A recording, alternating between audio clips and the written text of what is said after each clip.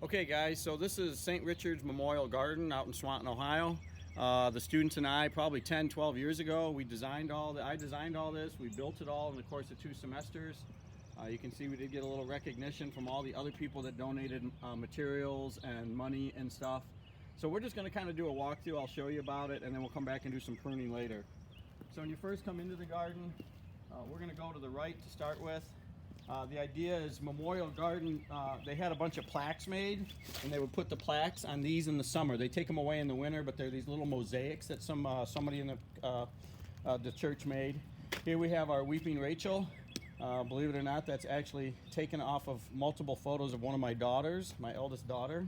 I'll show you all this next fall in construction class. I have pictures of us building this.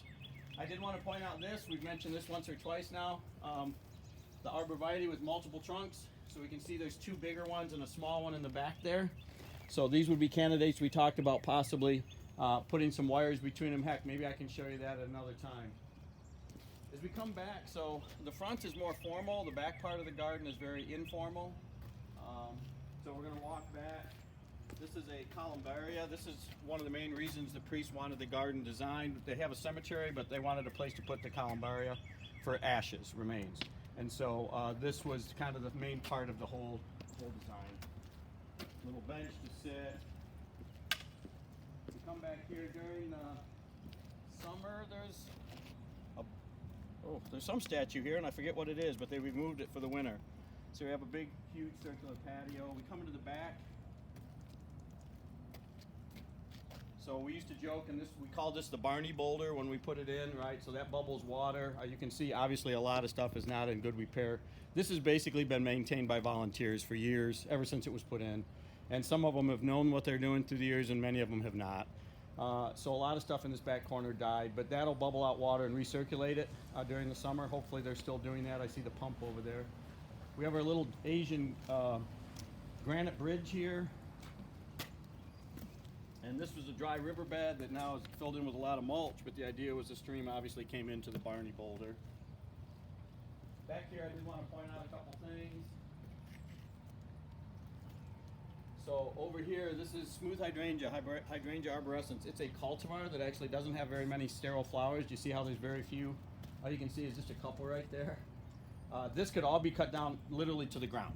Just cut it right down to the ground, because remember, those bloom on new wood. And if we swing over this way, green stems carry a Christmas tree to Japan, right? This is carry Japonica. Very common to have all the dieback. You see all the brown in the dieback? It is one of the real negatives of this plant. My suggestion would be let this flower, because it's going to flower in a couple weeks. Cut that back to the ground, all of it, dead and alive. Just get rid of it and let it sucker. It'll sucker like crazy.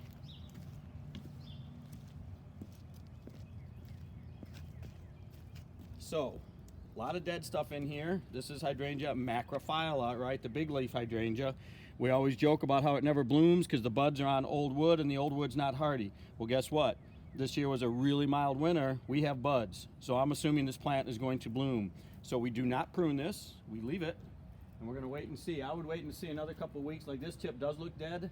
So you'll know when these buds start breaking like they don't after here. So I'm going to assume that's dead. So I'd come in, once I know what's dead and alive, I'd cut back the live tissue and let it go. But this should flower. It'd be nice if this were cut down lower, though, the years before, so it would look a little better. I did want to show you this tree. This is, believe it or not, a Zelkova. Probably one of the biggest Zelkovas I've ever seen. And what I'm trying to point out here is the narrow crotch angle, right? So that is a codominant leader. This would be a great candidate for bolting. Right, so you come in and they drill all the way through both sides with multiple, probably half-inch bolts down in the crack as well as up above it. I believe the idea is to cut this tree down, though. The priest is worried that it might fall on the church, so I get that. Nice big Zelkova. We're going to walk around the back part. Oh, did you stop? Oh, no. Going to walk around the back part of the path, so we're going to come back up to the front. Again, there's an assortment of plants here. These are Itea. We don't learn these, but these should be cut to the ground. They'll sucker up. Spiraea, you could cut back to about a 10-inch ball, and it'll just gush and be really, really pretty this year. We're coming down. This is Father Gilla, and I'm surprised it doesn't do better here. This is actually a beautiful black sandy soil, and I'm surprised this is not thriving and suckering.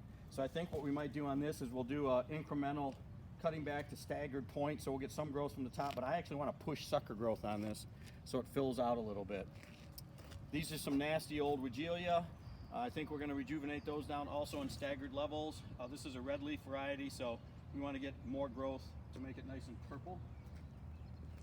We're coming through to the St. Francis of Assisi. So this was, all these plants in here were to attract wildlife, birds, butterflies. This is, hopefully you can identify from the seed heads, Clethra alnifolia, summer sweet. That's a summer bloomer, so we're going to cut that, and I would like to see some suckers. So again, we're going to cut that back to about 6 to 8 inches. In the back, I don't know if you can see it, behind St. Francis, that is a butterfly bush. It kind of overwinters with leaves like that when you have a mild winter. We'll cut that back to about a foot. Okay, we're coming back around to the formal part of the garden. A lot of people always like the bark on this tree. This is 7 sunflower. It's pretty cool when it's wet today. It rained last night, but it's kind of got a really cool look to it.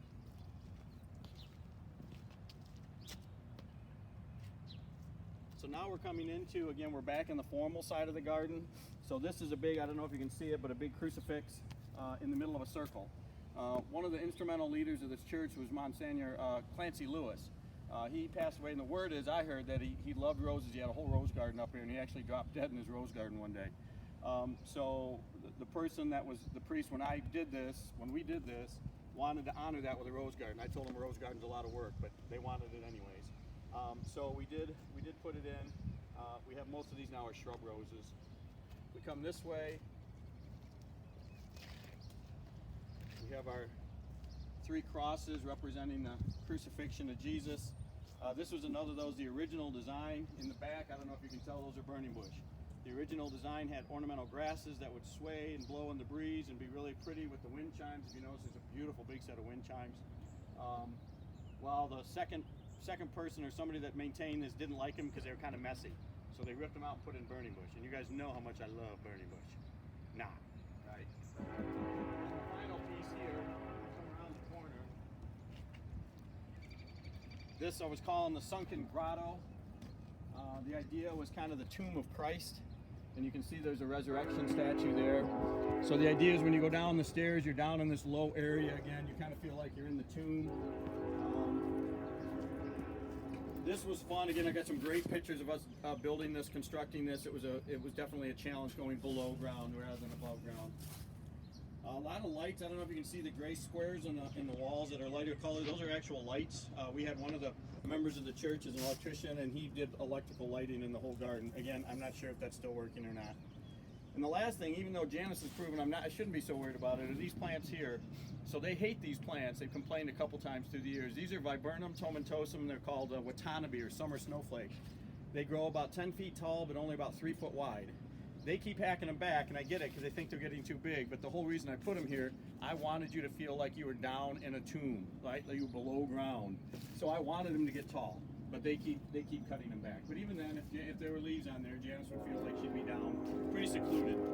And then we come back up, and then we're kind of back to the beginning. I'm going to have you take one shot up the middle of the cross here.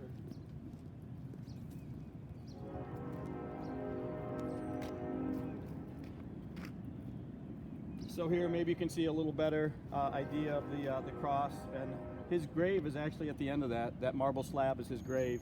You can see there is some brick failures going on here. Definitely by the grave. I hope that's not a bad sign, that something's not caving in down there. But overall, it looks good for being 10 years old. There are a few issues of brick, but it's not too bad considering it was a student project.